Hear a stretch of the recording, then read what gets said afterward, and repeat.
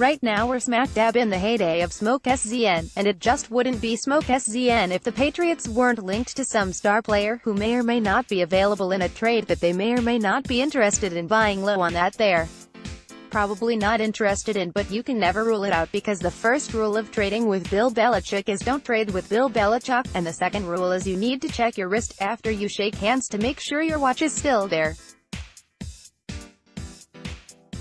Got that? Cool. Now please enjoy this week's episode of Rumor Time. It's just like when Julian Edelman hosted the critically acclaimed and Emmy Award-winning Burger Time. Editor's note: Burger Time did not, in fact, win an Emmy, but it clearly got robbed because most critics are cynical a-holes. That's just a fact. Anyway, if you're like the millions of Americans, and presumably millions of other Patriots fans around the globe that spent Monday morning avoiding doing any kind of actual work, odds are you may have stumbled on Sports Illustrated's venerable Monday morning quarterback, which Peter King passed off to Albert Breer not too long ago. And even though most of us were almost certainly dragging because A, Mondays, am I right, and B, Final Four weekend is always a good excuse to get out and enjoy the games, after the Patriots were supposedly one of the teams that you could count on one hand that was at least looking into Cardinals quarterback Josh Rosen, this part of the MMQB was a little bit of a curveball, emphasis mine. Say if Cardinals GM Steve Keim and company decide Kyler Murray is the guy, what kind of time constraints are they working with? If they're going to deal Rosen in 2019, it makes sense to do it before the draft. When Haskins, Locke, Jones and the draft's other QBs get picked, that will shorten the pool of suitors that could drive Rosen's value up. And as for the teams that have shown even the slightest interest in Rosen, we've been told the Dolphins, Redskins, Giants and Chargers have checked in. Not only is this not Albert Breer's first rodeo, he's also a Boston guy, so there's no way he'd leave New England off that list if he didn't deliberately mean to imply there's nothing to see here with the Pats and Rosen. Move along, right? Well, kind of. Apparently we weren't the only ones that caught that I'm not saying I'm just saying in the morning column, cause by the time the Monday afternoon column went live, Breer had apparently already been lit up enough about the Patriots' supposed interest, or lack thereof, that he had to throw this out there, too. A few people asked me why the Patriots were not one of the four teams who touched base with the Cardinals about Josh Rosen in MMQB earlier today. Those teams were the Redskins, Dolphins, Giants and Chargers. I'll tell you, I wouldn't be surprised if New England does wind up calling Arizona, and I also wouldn't be surprised if they don't.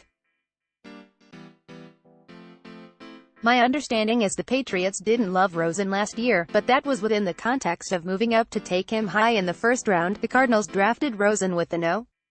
10 pick in 2018.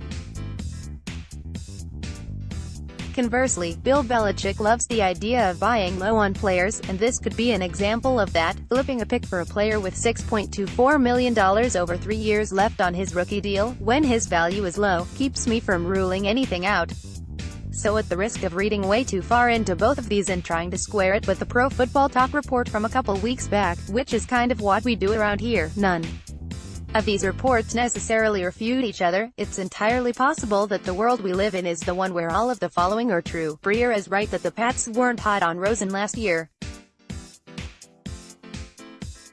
This would check out logically, because if Baker Mayfield's agent was right and New England was seriously wanting to trade up and grab Baker if Cleveland didn't take him, it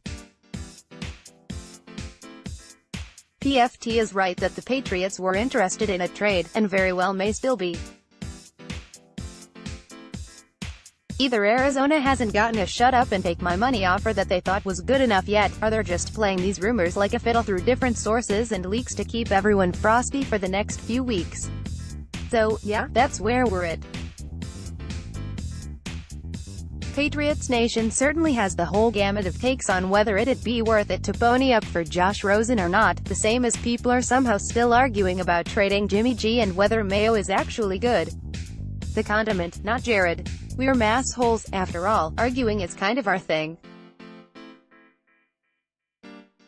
Personally, I stand by my reasoning that it'd be a waste of resources to trade for Rosen at the moment given Tom Brady's continued plans of doing the same thing he does every day and taking over the world, but despite what some of my ex-girlfriends may tell you, I'm certainly not narcissistic enough to think that's the only way to look at it, so please, for all of our sake, please, NFL draft, hurry up and get here.